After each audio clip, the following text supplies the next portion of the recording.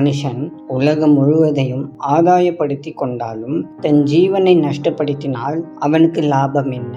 மனுஷன் தன் ஜீவனுக்கு ஈடாக என்னத்தை கொடுப்பான்? மத்தேயு 16:26. இந்த நிலையில்லாத உலகில் நாம் அநேக அற்பமான அல்லது நிலையில்லாத காரியங்களுக்காக நாம் காத்திருக்கிறோம்.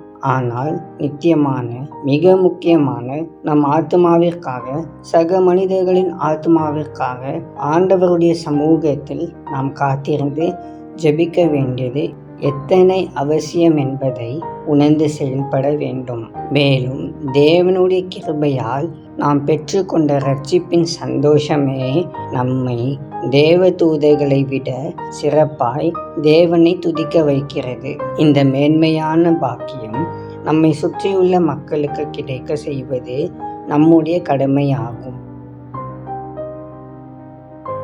அன்பின் பரலோக தகப்பனே, இந்த நல்ல நாளுக்காக உமக்கு நன்றிகளை செலுத்துகிறோம். கர்த்தாவே, நீர் எங்களோடு இருந்து எங்களை பாதுகாத்து எங்களை பராமரித்து வருகிற உம்முடைய தயவுக்காக உம்மை நன்றியோடு துதிக்கின்றோம். ஆண்டவரே, நாங்கள் அநேக காரியங்களை குறித்து கவலைப்பட்டு வேதனைப்பட்டு சோர்ந்து போனதெல்லாம் எங்களுக்கு தயவாய் மன்னியும். நாங்கள் எங்களுக்காகவும் எங்களுடைய குடும்பத்திற்காகவும் மற்றும் அனைத்து மக்களின் ஆத்மாவிற்காகவும் உம்முடைய சமூகத்தில் காத்திருக்க எங்களுக்கு நல்ல உணர்வுள்ள இருதயத்தை தாரும். நீர் எங்களோடு இருக்கின்றீர் என்பதை நாங்கள் எப்பொழுதும் உணர்ந்தவர்களாக செயல்பட எங்களுக்கு கிருபை செய்யும். உம்முடைய சித்தம் எங்களுடைய வாழ்க்கையில் எல்லா பகுதிகளிலும் நிறைவேற எங்களை உம்முடைய சமூகத்தில் அர்ப்பணிக்கிறோம். இயேசுவின் மூலம் ஜெபிக்கிறோம் பிதாவே, ஆமேன்.